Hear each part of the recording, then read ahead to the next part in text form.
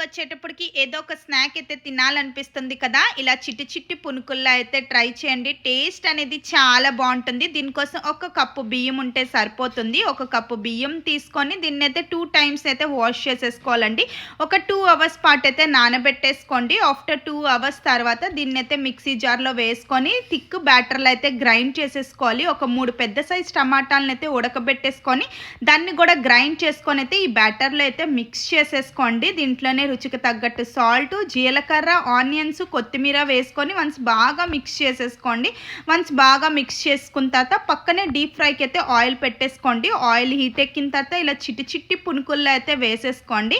ఇంకా both side అయితే బాగా కాలాలన్నమాట. వన్స్ బాగా కాలిన తర్వాత మనం దీన్ని సాస్తో కానీ చట్నీతో కానీ సర్వ్ చేస్తే చాలా బాగుంటుందండి. ఈవినింగ్ స్నాక్స్లో కానీ మార్నింగ్ బ్రేక్ఫాస్ట్లో కానీ తప్పకుండా ట్రై చేయండి. ఇలాంటి మంచి మంచి వీడియోస్ కోసం అయితే నా ఛానల్ని అయితే లైక్ చేసుకోండి. అలానే నా ఛానల్ని అయితే సబ్స్క్రైబ్